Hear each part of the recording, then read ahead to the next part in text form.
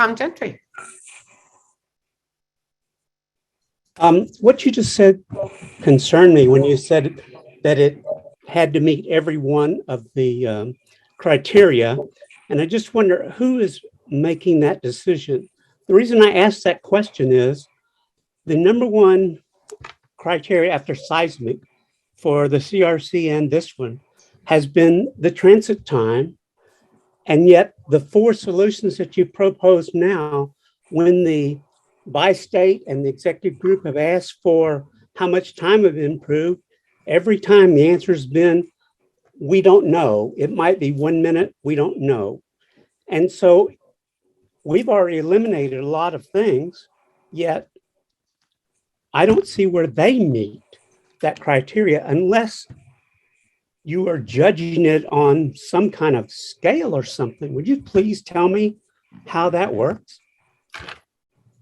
Well, I think, Tom, if you look at the problem statements, congestion is one of the problems that I think you mentioned. And congestion can be solved in different ways. And I think we're looking at multiple ways to solve that congestion. We have providing options, either through high capacity transit or active transportation for those who can or need to walk, bike, or roll. And then also improving our connections, the on and off ramps, and for safer and more efficient ingress on and off the highway. And then looking at smart technology as well to provide more reliable travel times. I can't say that like you said, the travel times depend on what the end project's going to be. But I think we're really looking at focusing on reliable travel times. So those who need to get from one point to another know and can rely on the ability to travel and get there when they need to. I've been with this for a year now, and I promise I've studied and understand a lot of the things you just said. Mm-hmm.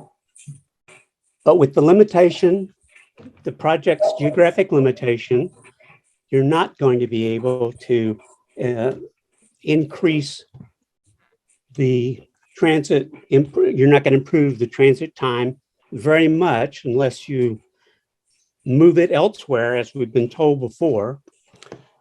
And when you limit it to 3 through lanes in each direction, which is what it has, I think that we have limited our ability to respond to the public with transit times that you can expect, which you can now, actually. You can time yourself pretty good, depending on what time of day. But we are not going to be improving it, even though we're adding tolling, these things. So I am concerned that we are not answering the public, the bi-state and the executive group and the CAG on addressing this transit issue.